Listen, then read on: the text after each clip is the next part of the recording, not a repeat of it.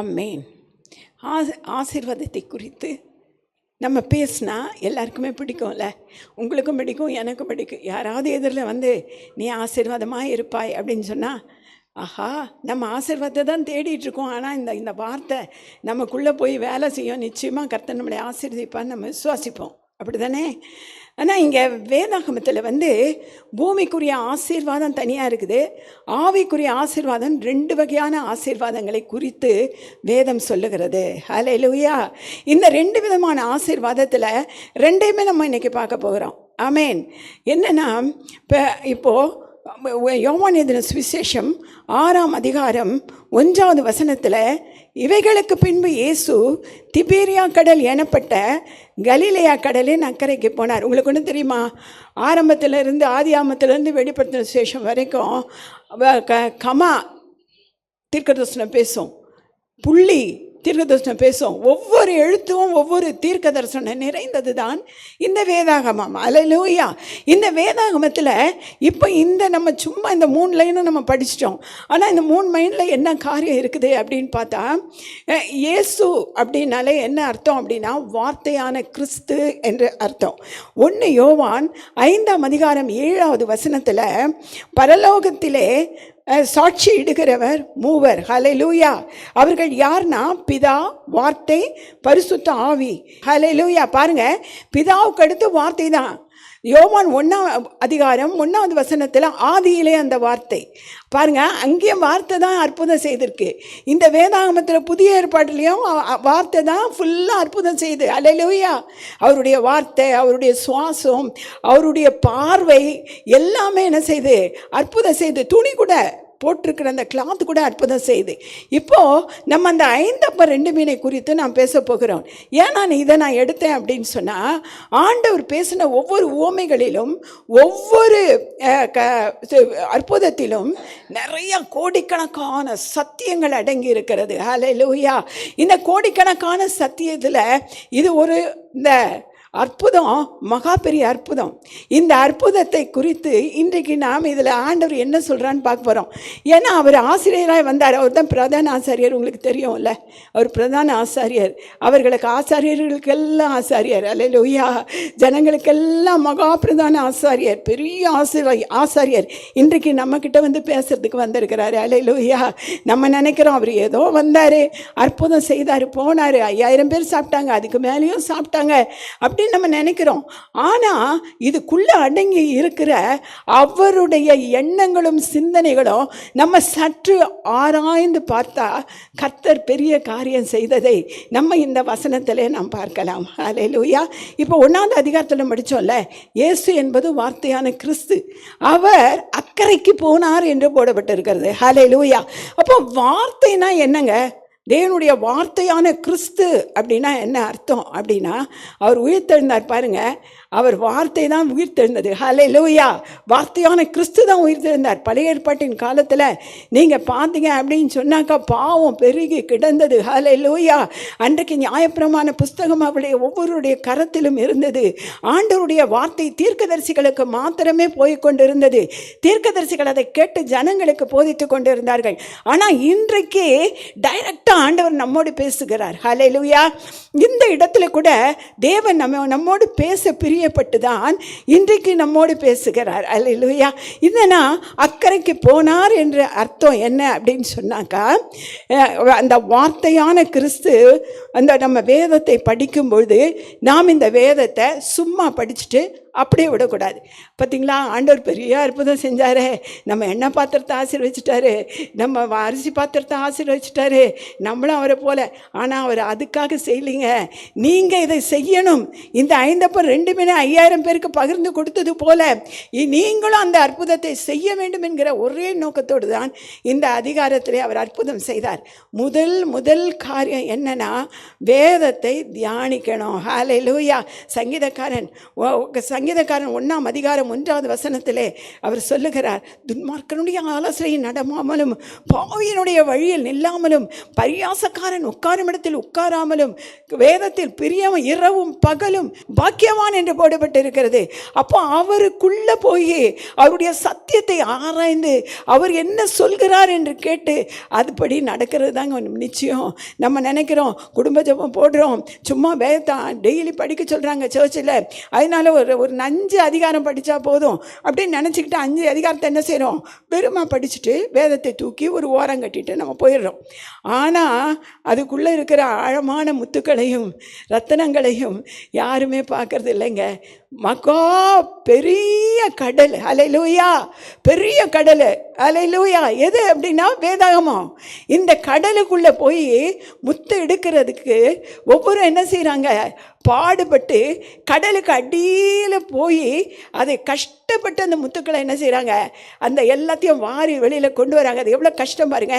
அதே மாதிரி தாங்க வேதத்தில் உள்ள வார்த்தைகள் எல்லாம் எப்படிப்பட்டதுன்னா, நம்ம ஆழத்திலிருந்து அள்ளி எடுக்கிற முத்துக்களுக்கும் விலையேறப்பட்ட கற்களுக்கும் இப்போ அர்த்தம். ஹல்லேலூயா.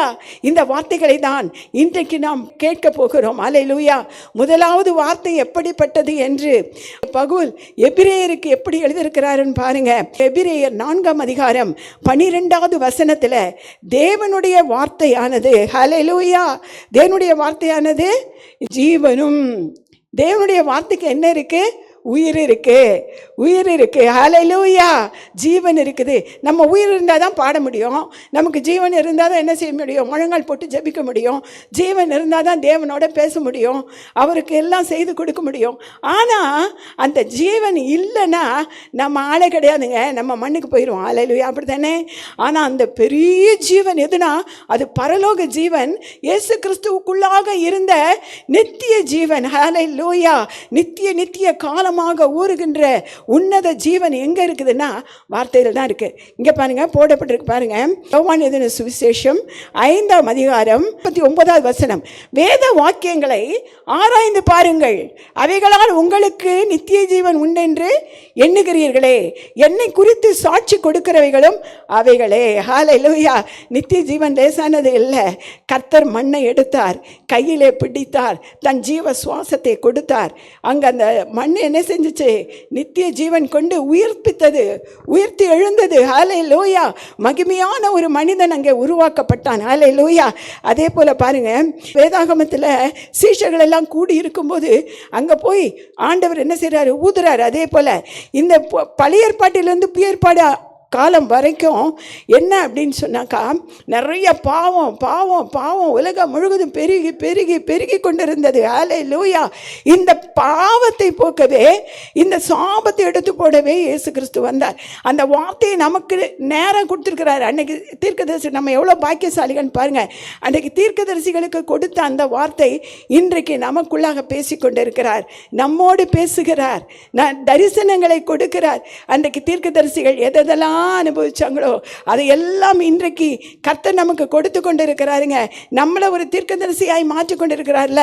சரி, நம்ம என்ன பார்க்க போகிறோம் அப்படின்னு சொன்னால், கலிலேயா கடலின் அக்கறைக்கு போனார். இது தேவனுடைய வார்த்தையானது ஜீவன் உள்ளது. ஹல்லேலூயா. அவர் ஜீவனான கிறிஸ்து இந்த பக்கம் செய்கிற அற்புதங்களை எல்லாம் செஞ்சுட்டு வார்த்தைகளை எல்லாம் கொடுத்துட்டு அவர் எங்கே போனார்னா அக்கறைக்கு போனார். ஹல்லேலூயா. எதுக்கு போனார்? இன்னும் அநேக சத்தியங்களை போதிப்பதற்கு அக்கறைக்கு போனார். இப்போ கூட எல்லாம் எங்கே போகிறாங்க? கடலை கடந்து மலேசியா, சிங்கப்பூர், இன்னும் கடல் கடந்த நாடுகளுக்கெல்லாம் போய் அந்த வார்த்தையான கிறிஸ்து உங்களுக்குள்ளே இருந்து போதிக்கிறார் இல்லை? ஹல்லேலூயா. அதே மாதிரி தாங்க. ஆமென். அடுத்தது பார்த்தீங்கன்னா வல்லமை உள்ளது. வல்லமைன்னா என்னது? நல்ல மகத்துவம் உள்ளது. ஹல்லேலூயா. அற்புதம் செய்யக்கூடியது, அற்புதம் செய்யக்கூடியது, அதிசயங்களை செய்யக்கூடியது. ஹல்லேலூயா. அவர் மூலமாக அநேக காரியங்களை செய்ய தேவன் நம்மை தூண்டுகிறார். ஆமென். அதான் வல்லமையான வார்த்தை உன்கிட்ட கொடுக்குறேன், ஜீவனான வார்த்தை உங்கள்கிட்ட கொடுக்குறேன், பட்டயம், அது இருபுறமும் கருக்குள்ள பட்டயம். அப்படின்னா என்னங்க அர்த்தம்? ஆசீர்வாதம் பெறணும்னா சும்மா இல்லை. அல்லேலூயா. பழைய ஏற்பாட்டின் காலத்தில் நம்ம பார்க்கும் பொழுது, நீ நான் சொன்ன கட்டளைகளுக்கு கீழ்ப்படிஞ்சாதான் உனக்கு ஆசீர்வாதம், நீ கீழ்ப்படியலைன்னா உனக்கு சாபம் அப்படின்னு சொல்லிட்டு ஒவ்வொரு ஆசீர்வாதத்தையும் ஆண்டவர் சொல்லிக்கிட்டே வராரு. அதுக்கப்புறம் சொல்கிறாரு சாபத்தையும் சொல்லிக்கிட்டே வராரு. அப்போ நம்ம எடுத்துக்கொள்ள வேண்டியது என்ன அப்படின்னாக்கா, அவருடைய ஆசீர்வாதத்தை நாம் எடுத்துக்கொள்ள வேண்டும். அல்லேலூயா. அந்த ஆசீர்வாதத்தை நாம் பெற்றுக்கொள்ள கடமைப்படுகிறோம். இப்போ இந்த 5:2 அவர் சொல்லக்கூடிய காரியங்களை இப்போ நம்ம என்ன செய்ய போகிறோம், பார்க்க போகிறோம். இதற்கு ஒரு பாஸ்டர் இருந்தார். அவர் என்ன பண்ணார், ஒரு தரம் ஜெயிலுக்கு ஊழியத்துக்கு போனார். ஊழியத்துக்கு போகும்பொழுது அது உள்ள ஒரு தூக்கு தண்டனை கைதி இருக்கிற இடத்துக்கு அவர் போனார். அல்லேலூயா. தூக்கு தண்டனை கைதி இருக்கிற இடத்துக்கு அந்த தூக்கு தண்டனை கைதி அழுது கொண்டே இருந்தான். அந்த பக்கம் திரும்பிட்டு ஒரே குலுங்கி அழுதுட்டு இருந்தான். இவருக்கு ஏன் இப்படி அழுகிறான் என்று அவருக்கு தெரியலை. பக்கத்தில் இருக்க கைதிகிட்ட கேட்டான், ஏன் இப்படி அழுகிறாங்கன்னு சொல்லி அவர் கேட்டார். அப்போது சொன்னால், இன்னும் ஒரு 4-5 நாளில் தூக்கில் தொங்க விட போகிறாங்க ஐயா, அதனால தான் அவன் அழுகிறான் என்று சொல்லி உடனே இவர் என்ன செய்தாரே, அவனை கூப்பிடுன்னு சொல்லி கூப்பிடுறாரு. வரவே மாட்டேன்ட்டான். ஆனால் கம்பல் பண்ணி கூப்பிட்டு அவர் கையில் வேதாகமத்தை கொடுத்து, மகனே இந்த வேதாகமத்தை படி, உன் கண்ணீரெல்லாம் நீங்கி போகும், கர்த்தர் உன்னோடு பேசுவார் என்று சொல்லி அந்த வேதாகமத்தை என்ன செய்கிறாரு, அவருடைய கரங்களில் கொடுத்தார். இவர் என்ன வாங்கி என்ன செஞ்சிட்டான், தூக்கி செவுத்தோரமாக அடிச்சுட்டு அவன் திரும்பவும் அழ ஆரம்பிச்சிட்டான். ஹல்லேலூயா. அவர் 2வது நாள் பார்த்தாரு. அப்போ என்ன செஞ்சான், அப்பவும் அந்த பைபிள் அங்கே தான் இருந்துச்சு. 3வது நாள் வந்தார். என்ன பண்ணுறப்பா, ஏன்பா அந்த வேதாகமத்தை படிச்சுப்பாருப்பா, தயவு செய்து படிச்சுப்பாரு, உனக்கு நிறையா அற்புதம் நடக்கும், அதிசயம் நடக்கும் அப்படின்னு சொல்லி அவர் சொன்னார். அப்போ அவன் என்ன செஞ்சான், என்ன இவர் எப்போ பார்த்தாலும் என்னை படின்றாரு, அப்படி என்ன தான் அந்த வேதாகமத்தில் இருக்குது நான் பார்க்குறேன்னு சொல்லிட்டு அந்த வேதாகமத்தை எடுத்து ஒரே ஒரு எழுத்து படித்தாங்க. படித்த உடனே அவனுக்குள்ளே இருக்கிற அந்த வேதாகமத்தில் இருக்கிற ஆவியானவர் அவனை அதிகமாக ஈர்க்க ஆரம்பித்தார். அவன் வேதத்தை புதிய ஏற்பாடு அப்படியே படிக்க ஆரம்பித்தான். ஆரம்பத்திலிருந்து கடைசி வரைக்கும் படித்து அப்படி படித்து கொண்டே இருந்தான். அவனுக்குள்ளே இருக்கிற கவலை போயிடுச்சு, அவருக்குள்ளே இருக்கிற கண்ணீர் போயிடுச்சு, அவருக்குள்ளே இருக்கிற துக்கம் போயிடுச்சு, எல்லாம் போயிடுச்சு. வேதாகமா அவன் காலையில் நல்லா சாப்பிட்டான், திரும்ப வேதாகத்தை எடுத்து படித்தான், தூங்குனா எழுந்து வேதாகமத்தை படித்தான். அப்போது படித்த உடனே அவனுக்குள்ள ஒரு சந்தோஷம், ஒரு வெளிச்சம் அவன் அப்படியே மூடனதை கண்டான். அப்போ உண்மையான தெய்வம் ஒருத்தர் இருக்கிறாரே, என் பாவங்களை மன்னிக்கக்கூடிய ஒரு தெய்வம் ஒருத்தர் இருக்கிறார் என்பதை அவன் அறிந்து கொண்டான். நாளைக்கு அவனை தூக்கு போட போகிறார்கள். அல்லேலூயா. நான் போடுவதற்கு முன்னதாக அங்கே இருக்கிற லாயர் என்ன செய்வார், நைட்டில் அவரோட சும்மா கொஞ்ச நேரம் அப்படியே பேசிகிட்டே இருப்பாங்க. ஏன்னா அவங்க அழுவாங்கல்ல, நாளைக்கு சாக போகிறோம், ஒருத்தர் நம்ம சாக போகிறோம்னா இவ்வளோ கஷ்டமாக இருக்கும். அதனால் நைட்டு பூரா அவரோட பேசணுன்ற ஒரே நோக்கத்தோடு அவனை அழைத்தார். அல்லேலூயா. அழைத்து கொண்டு போய் ஒரு இடத்துல உட்காந்துட்டு அவரை பார்த்து சிரித்தான். ஏன்பா நாளைக்கு உனக்கு தூக்கு தண்டனை, நீ எப்படி சிரிக்கிறேன்னு கேட்குறாரு. அப்போது சொன்னார், நான் எவ்வளோ பாவம் செஞ்சேன்யா, எவ்வளோ இந்த உலகத்தில் புஸ்தகங்களை படிச்சிருக்கிறேன், எவ்வளவோ டிவிகளை பார்த்துருக்கிறேன், எவ்வளோ பார்த்துருக்கேன், ஆனால் இந்த மாதிரி ஒரு உள்ளத்தை தொடுகிற இந்த மாதிரி ஒரு புத்தகத்தை நான் படித்ததே கிடையாது. என் உள்ளமெல்லாம் மாறிடுச்சு, மரண பயமெல்லாம் மாறிடுச்சையா, நான் எப்போ அந்த தேவனை பார்ப்போம் என்கிற அந்த உணர்வு தான் எனக்கு இருக்குதுன்னு சொன்னான். ஹல்லேலூயா. அவருக்கே ஒரே ஆச்சரியம். ஹல்லேலூயா.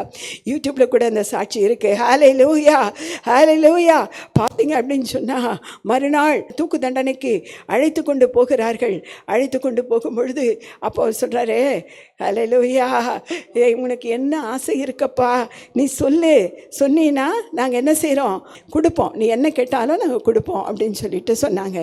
சொன்ன உடனே அவன் கேட்டான், எனக்கு பைபிள் மட்டும் கொடுங்க ஐயா அப்படின்னு கேட்டான். எல்லாருக்கும் பரம ஆச்சரியம். என்ன இவன் அழவும் இல்லை, ஒன்றும் இல்லை, என்ன வேணும்னு கேட்டாக்கா பைபிளை கொடுன்னு கேட்குறானே அப்படின்னு சொல்லிட்டு ஒரு பைபிளை கொண்டாந்து கொடுத்தாங்க. கையில் வச்சுக்கிட்டான். பைபிளை கையில் வச்சுட்டு நேராக என்ன செஞ்சான், தூக்கு மேடைக்கு போனான். அவனை தூக்கு கழுத்தில் மாட்டினாங்க. பைபிளை கொடுத்துட்டு என் அப்பா கூட நான் போகிறேன், என் ஆண்டவரை நான் பார்க்க போகிறேன் என்று சத்தம் போட்டு ஒரு வார்த்தை சொல்லிவிட்டு அப்படியே அவனை தூக்கில் போட்டார்கள். மறைத்து போனான். அல்லேலூயா.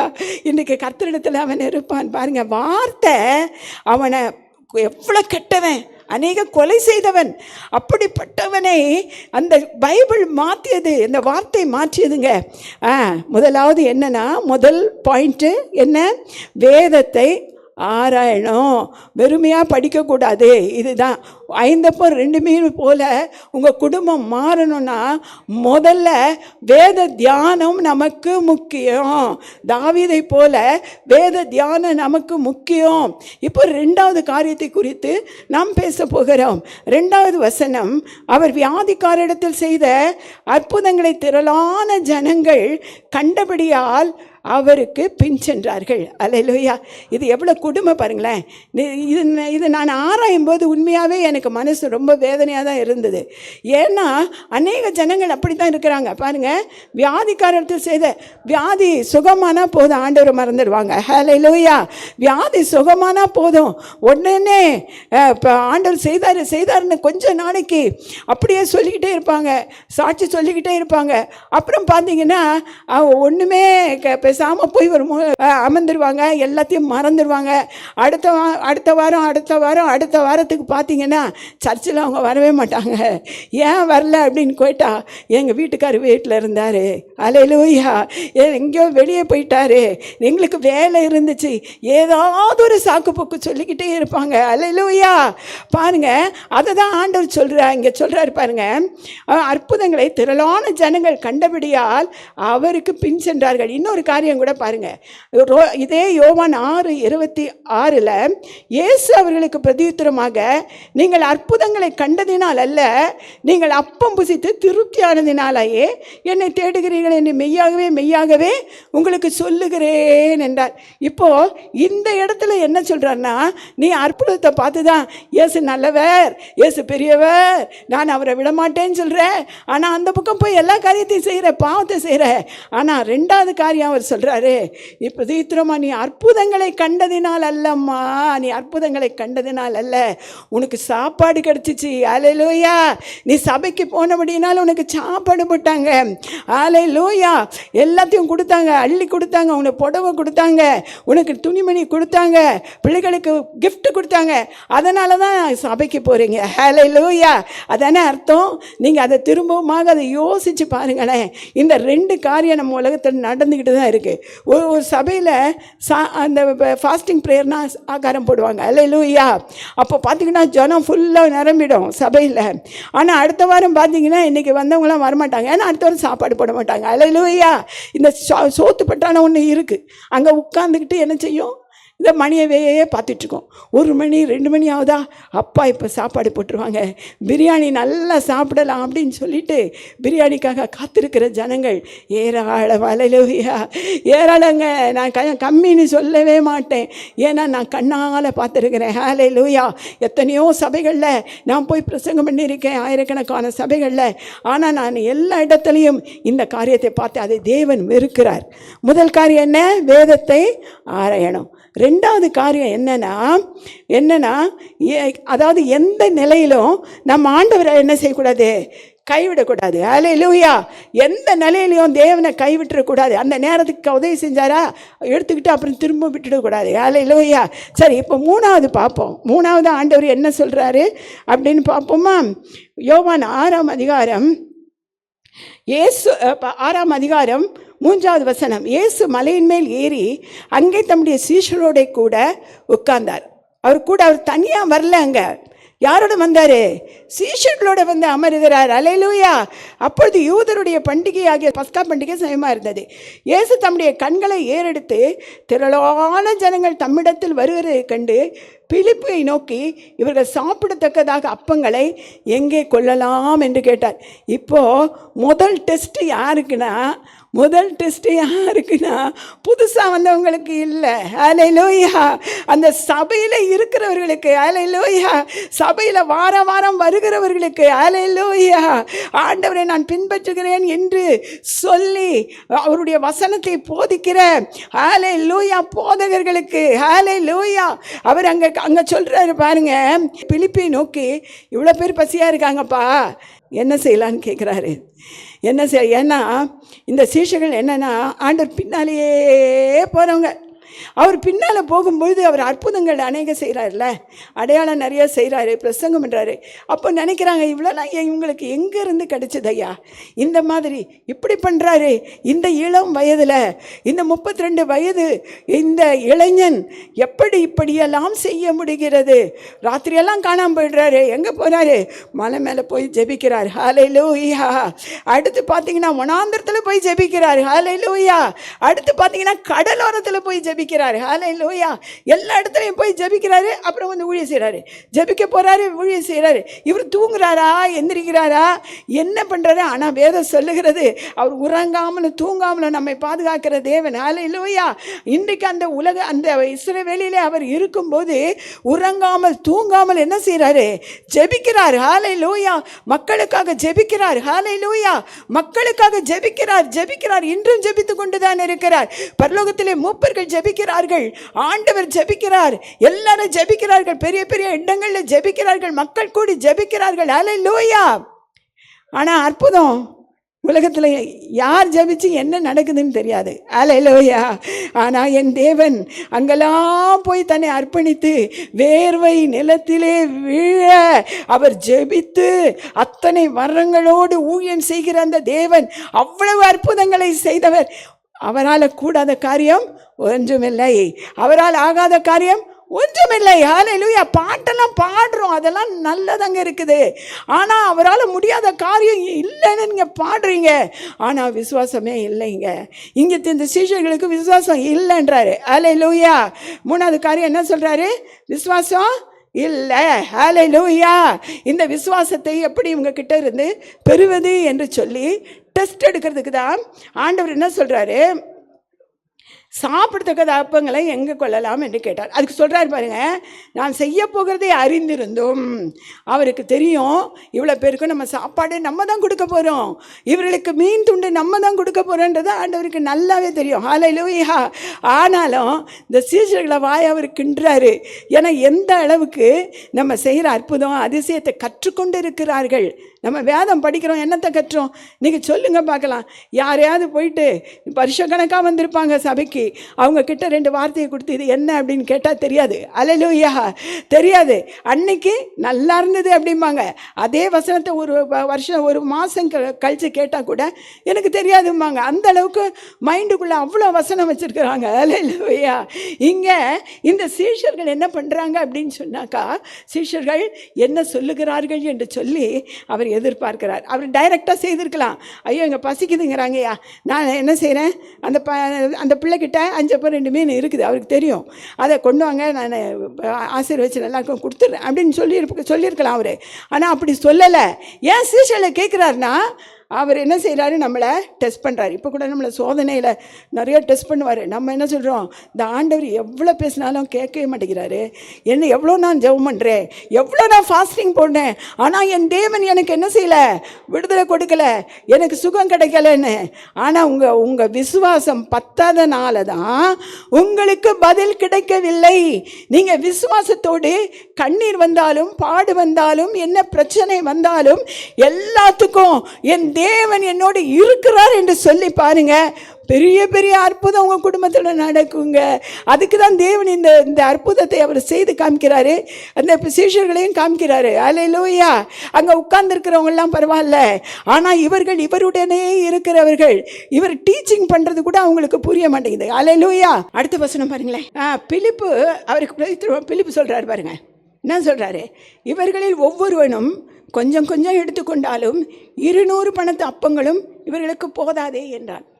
போய் இவ்வளோ கடல் மாதிரி ஜனங்க உட்கார்ந்துருக்குது, இவங்களுக்கு சாப்பாட்டுக்கு நான் என்ன ஆண்டவரே செய்வேன்?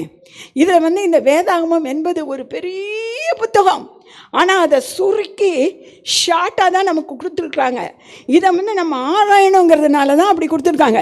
இப்போ இந்த ஆராய்ச்சியில் பார்த்தீங்க அப்படின்னு சொன்னால் இவங்களுக்கு ஷாக் ஆகிடுச்சு. சீஷர்களுக்கு இவ்வளோ பேருக்கு சாப்பாட்டுக்கு நம்ம எங்கேயா போக முடியும்? ஹல்லேலூயா. வனாந்தரத்தில் உட்காந்துருக்கோம். இங்கேருந்து பட்டணம் எத்தனையோ மைல் தூரத்துக்கு அப்பால் இருக்கிறது. அங்கே போய் நம்ம என்ன செய்ய போகிறோம்? போய் வாங்கணும்னா மணிக்கணக்காகும். ஹல்லேலூயா, மணிக்கணக்காகும். அது மாத்திரம் இல்லை, இவ்வளோ பேருக்கும் வாங்கணும்னா பணம் நிறைய வேணும். யார் கொடுக்குறாங்க பணம்? அவ்வளோ பணம் யார் கொடுக்குறாங்க? அவ்வளோ சாப்பாட்டையும் எடுத்துகிட்டு வர்றதுக்கு கட்டாயமாக ஒரு வண்டி வேணும். ஹல்லேலூயா, வண்டி இருந்தால் தான் அந்த வண்டியில் ஏற்றி என்ன செய்ய முடியும்? கொண்டு வர முடியும். ஹல்லேலூயா. ஓ ரபா சங்கலபரா தீபனபா ஹத்துரிபி. அப்போ அதை நினைக்கிறாங்க பாருங்கள். நம்ம அப்படி நினைக்கக்கூடாது, அப்படி நினைக்கவே கூடாது. அவங்க சொல்கிறாங்க, எப்படி ஆண்டவரை செய்ய முடியும்? அடுத்த வசனத்தை நீங்கள் பாருங்கள். ஒவ்வொருவனுக்கும் கொஞ்சம் கொஞ்சம் எடுத்துக்கொண்டாலும் 200 பணத்துக்கு அப்பங்களும் இவர்களுக்கு போதும். அதை உள்ளதில் வச்சுட்டு தான் சொல்லியிருக்கிறார் அவர். அப்பொழுது அவருடைய சீஷன் ஒருவன் சீமோன் இங்கே பாரு, இவன் இதுக்கு மேலே பாருங்க, பேதுருவின் சகோதரனாகிய அந்திரேயா அவரை நோக்கி, ஹல்லேலூயா, அந்திரேயா என்ன பண்ணுறாரு? ஆண்டவரை பார்த்து சொல்கிறாரு, இங்கே ஒரு பையன் இருக்கிறான் பாருங்க. அவன் கண்ணு எங்கே போச்சு? முன்னால் உட்காந்துருக்கிற ஒரு குட்டி பையன் மேலே அந்த கண்ணு போச்சு. ஹல்லேலூயா. அவன் கையில் 5 அப்பம் 2 மீன் இருக்குது. ஆமென். அப்போ அந்த 5 அப்பம் 2 மீனை அவன் கையில் வச்சுருக்கிறான். அப்போது அவங்க அம்மா என்ன சொல்லி அனுப்பியிருப்பாங்க? அம்மா சொல்லியிருப்பாங்க, டேய் நீ போடா, இதை எடுத்துக்கிட்டு யாருக்கும் கொடுக்காத. ஹல்லேலூயா. நம்ம அப்படி தான் சொல்லுவோம். தாய் அப்படி தான், தான் பிள்ளை நல்லா இருக்கணும்னு தான் நினைப்பாங்க. ஹல்லேலூயா. தாய் நல்லா இருக்கணும்னு தான் நினைப்பாங்க. அப்போது சொல்கிறாங்க, எப்படி? நீ போடா, ஆனால் என்ன செய்ய, உனக்கு பசிக்கும்போது இதை எடுத்து நீ சாப்பிட்டுக்க, யாருக்கும் கொடுக்காத. கொடுத்தீன்னா உன் வயிற்றுக்கு பத்தாது, உனக்கு பசிக்கும், ஆனால் நீ வச்சுக்கோ அப்படின்னு சொல்லி அவன்கிட்ட கொடுத்துருப்பாங்க. இங்கே ஒரு பையன் இருக்கிறான், அவன் கையில் 5 வார்கோதுமை அப்பங்களும் 2 மீன்களும் உண்டு, ஆனாலும் அவைகள் இத்தனை ஜனங்களுக்கு எம்மாத்திரம் என்றான். இது எப்படி நடக்கும்னு கேட்குறாங்க. முதல் நம்ம என்னத்தை பார்த்தோம்? வேதத்தை ஆராயணும். 2வது என்ன பார்த்தோம் அப்படின்னா, எந்த நேரத்திலும் கர்த்தரை விட்டு நம்ம விலகக்கூடாது.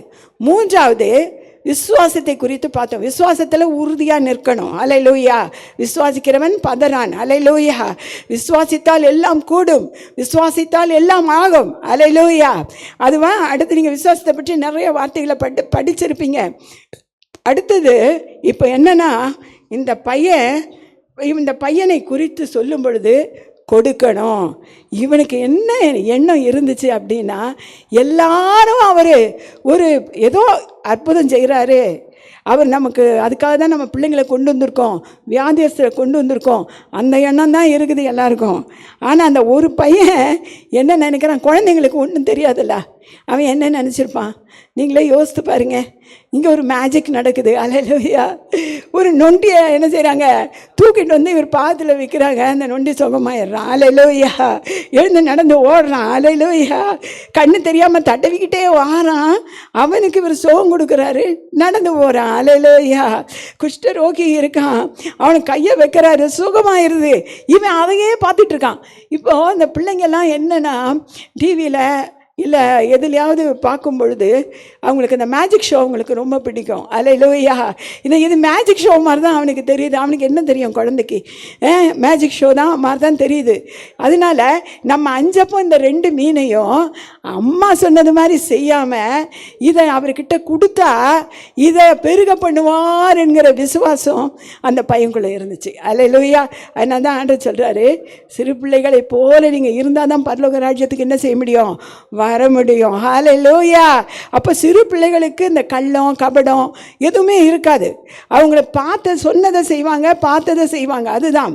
இப்போ நம்ம கூட அவங்க கூட இந்த மேஜிக் ஷோ பார்த்தா அடுத்தது எடுத்து பார்த்தீங்கன்னா ஒரு கிண்ணத்தை எடுப்பாங்க, மந்திரம் சொல்லுவாங்க, அப்படியே வருதா, புறா வருதான்னு பார்ப்பாங்க, பொம்மை வருதான்னு பார்ப்பாங்க, எல்லாத்தையும் பார்ப்பாங்கல்ல, எதுவுமே வராது. ஹல்லேலூயா. அதை ட்ரை பண்ணிக்கிட்டே இருப்பாங்க, ஆனால் அதை விடவே மாட்டாங்க. அதே மாதிரி தான் இவன் நினச்சி இந்த 5 அப்பம் 2 மீனை எடுத்து ஆண்டவருடைய கரத்தில் கொண்டு போய் கொடுக்குறான். ஹல்லேலூயா. ஹல்லேலூயா. ஏங்க கொடுக்கறதை குறித்து நிறைய பேர் பிரசங்கம் பண்ணுறாங்க. தசமபாகம் எங்கேயுமே இல்லைன்னு சொல்கிறாங்க. யார் சொன்னதுங்க? தசமபாகம் இருக்குது. ஆண்டவர்கிட்ட அந்த தேசத்து நாணயத்தை கொடுத்து அவங்க கேட்குறாங்க, இந்த பணம் யாருடையது அப்படின்னு கேட்குறாங்க. ஆனால் ஆண்டவர் சொல்கிறாரு, அதை வாங்கி திருப்பி பார்த்து இந்த பக்கம் என்ன இருக்குதுன்னு கேட்குறாரு ராயன். இந்த பக்கம் ஒன்றும் இல்லை, அவங்க தேசத்தை குறித்து இருந்திருக்கலாம். அப்போது அவர் சொல்கிறாரு, ராயனுடையதே ராயனுக்கும், தேவனுடையதே தேவனுக்கு கொடுங்கள் என்று சொல்லப்பட்டிருக்கிறது. ஹல்லேலூயா. மனசுள்ளவங்க கொடுங்க, ஆசீர்வாதத்தை பெற்றுக்கொள்ளுங்க. மனசு இல்லையா, விட்டுருங்க, அந்த ஆசீர்வாதத்தை இழந்து போகிறீங்க. அதுதான் எங்கள் விஷயம். யாருடைய பிரசங்கத்தையும் தசமபாகம் கொடுக்காதங்க பிரசங்கத்தை நீங்கள் தயவுசெய்து கேட்காதீங்க. ஏன்னா இது கம்பல்ஷனே கிடையாது. நீ கொடுத்தா ஆசீர்வாதம், அதுதான். அது அவங்கவுங்களுடைய இஷ்டம். கொடுக்கறது, வாங்கிறது, பெற்றுக்கொள்வது, ஆசீர்வதிக்கப்படுவது. அப்போ நீங்கள் கொடுக்காம ஊழியக்காரங்களாம் எப்படி பழைக்க முடியும்? நீங்களே சொல்லுங்கள். சபை எப்படி வளரும்? சபையில் போய் உட்காந்து நம்ம பிரசங்கம் கேட்குறோம். அல்லேலூயா. அப்போ பாஸ்டர்கள்ட்ட போய் நம்ம தலையை கொடுத்து ஜெபம் பண்ணி நம்ம சுகத்தை பெற்றுக்கொள்கிறோம். அப்போ அவங்களுக்குன்ற ஒரு பகுதி கொடுக்கணும்ல. அதுக்கு தான் ஆண்டவர் சொல்கிறாரு, ராயனுடையதை ராயனுக்கும் தேவனுடையதை தேவனுக்கு. அது தசமபாகமாக இருக்கலாம், நீங்கள் அள்ளியும் கொடுக்கலாம், இல்லை குறைச்சும் கொடுக்கலாம், பைசாவாகவும் கொடுக்கலாம். ஆண்டவர் கணக்கே சொல்லலை. அல்லேலூயா. இதுதான் அவன் இங்கே கொடுத்தான் பாருங்க. கொடுத்த கரம் இந்த பையனுடையது, வாங்கின கரம் தேவனுடையது. அப்படி தானே? கையில் வாங்கின உடனே அந்த 5 மீன் அங்கே எல்லாருக்கும் ஆண்டவர் என்ன செய்கிறாரு? ஆசீர்வதிக்கிறார். அதை ஆசீர்வதித்து அதை எல்லாருக்கும் கொடுத்தாரு. 5000 பேருக்கு மேலாக சாப்பிட்டார்கள். அல்லேலூயா. இந்த பையன் எவ்வளோ எடுத்துகிட்டு போயிருப்பான்னு நினைக்கிங்க? நல்ல பாக்கெட் நிறையா, இந்த பாக்கெட் நிறையா, எல்லாம் ஃபுல்லாக பைய அவன் கொண்டு வந்த பையெல்லாம் எடுத்துகிட்டு போய் அவங்க அம்மாவுக்கு மாத்திரம் கொடுத்துருக்க மாட்டாங்க. யாருக்கு கொடுத்துருப்பான்? பக்கத்து வீட்டில், அக்கம் பக்கத்து வீட்டில், அவங்க சொந்தக்காரங்களுக்கு எல்லாருக்கும் எடுத்துகிட்டு போனான். அவங்க அம்மா சொன்னாங்க, ஏண்டா 5 மீன் தானடா உன்கிட்ட கொடுத்து விட்டேன், இவ்வளோ கொண்டு வந்திருக்கேன். இல்லைம்மா, அற்புதமான ஆண்டவருக்குள்ளே நான் கொடுத்தேன், அவர் ஆசீர்வதிச்சார்மா. பாருங்க, அவன் வீடே ஆசீர்வதிக்கப்பட்டுச்சு. கொடுத்ததும் வீடே நிறைஞ்சு போச்சு, பக்கத்து வீடும் நிறைஞ்சு போச்சு. அல்லேலூயா. அதே மாதிரி தான் நாம் கொடுத்தால் இந்த கரத்தை நாம் தேவனிடத்தில் தான் கொடுக்குறோமே ஒழிய பாஸ்டர் இடத்துலையோ பாஸ்டர் மனித கரங்களிலோ அல்ல என்பதை விசுவாசிக்க வேண்டும். அளவில் கொடுக்கணும். அடுத்த காரியம் என்னன்னா, அடுத்த காரியம் ஸ்தோத்திரம் சொல்லணும். அல்லேலூயா. ஸ்தோத்திரம் சொல்லாமல் சாப்பிடக்கூடாது. கர்த்தருக்கு நன்றி சொல்லாமல் சாப்பிடக்கூடாது. அல்லேலூயா. நம்ம நன்றி சொல்லணும். அந்த குஷ்டரோகி என்ன செஞ்சான்?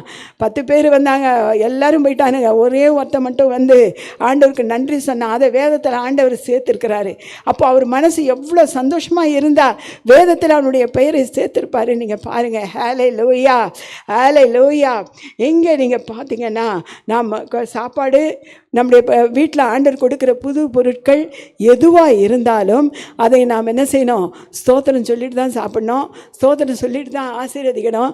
ஏன்னா அவர் இல்லாமல் நம்மளால் வாங்க முடியாது, அவர் இல்லாமல் நம்ம சாப்பிட முடியாது, அவர் இல்லாமல் நம்ம பலனாக நிற்க முடியாது, அவர் இல்லாமல் சுகமாக வாழ முடியாது, அவர் இல்லாமல் எதையும் செய்ய முடியாது. ஹல்லேலூயா. ஹல்லேலூயா.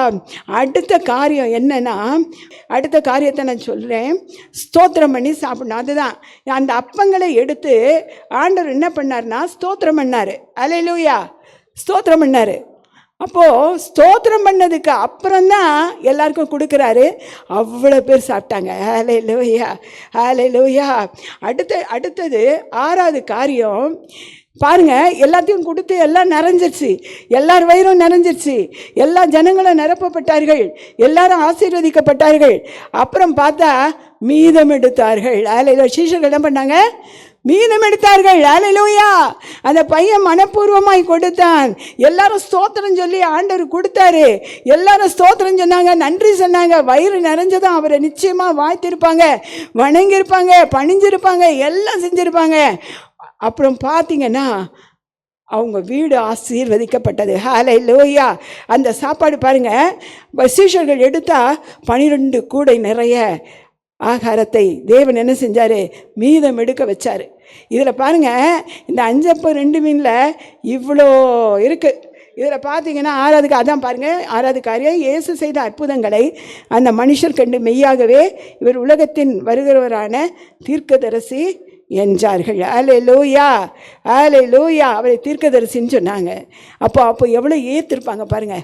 சில பேர் தெய்வமாக ஏற்றிருப்பாங்க, சில பேர் இவர் உண்மையான கிறிஸ்துன்னு ஏற்றிருப்பாங்க, இவர் ஒரு தேவகுமாரன் என்று ஏற்றுக்கொண்டு இருப்பாங்க, இவர் உண்மையாகவே பரத்திலிருந்து பிதாவின் வலது பார்சத்தில் உட்கார்ந்திருப்பவர் என்று ஏற்றுக்கொண்டு இருப்பாங்க. அப்படி தானே? அதே மாதிரி தான் நம்முடைய வீட்டிலையும், நம்ம வீட்டில் இருக்க எண்ணெய் பாத்திரம், அரிசி பாத்திரம், 5 அப்பம் 2 மீன் மாதிரி நம்ம பெருகணும் அப்படின்னு சொன்னால் இந்த வசனத்தை மட்டும் படிச்சுட்டு விட்டால் போதாது. அல்லேலூயா. இதையெல்லாம் கை கொண்டாதான் நம்ம நிறைவாக ஆசீர்வதிக்கப்படுவோம். அல்லேலூயா. இதெல்லாம் நம்ம கை கொள்ளணும். அந்த 5 இதையும் நான் முதல்லையும் திரும்பவும் உங்களுக்கு நான் சொல்லுகிறேன். கடைசியாக 1, வேதத்தை ஆராயணும். அல்லேலூயா. 2, எந்த நிலையிலும் சபைக்கு போகாமல் நிறுத்தக்கூடாது. அல்லேலூயா. 3வது, விசுவாசத்தோடு இருக்கணும். 4, நம்மால் முடிந்த அளவு என்ன செய்யணும்? சபைகளுக்கும் வருகிற ஏழை எளியவர்களுக்கும் கொடுக்கணும்.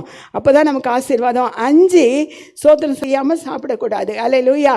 6, இந்த 5 காரியத்தையும் கை கொண்டா உங்களுக்கு மீதம் எடுக்க நிறையா ஆண்டவர் உங்களுக்கு செய்வார். மீதம் எடுக்கிறதுனா என்ன தெரியுமா? நிரம்பி நிரம்பி கீழே வழிய ஒரு ஆசீர்வாதம். அல்லேலூயா. கர்த்தருக்கு ஸ்தோத்திரம் உண்டாவதாக. கர்த்தர் உங்களோடு இதை பேசும்படியான கிருபை உங்களுக்கு கொடுத்திருக்கிறார். அதற்காக உங்களுக்கு ஸ்தோத்திரம். இதை நீங்கள் கை கொள்ளுங்க. நிச்சயமாக ஒவ்வொரு குடும்பமும் ஆசீர்வாதமாக இருக்கும். Hallelujah. Praise the lord. Amen.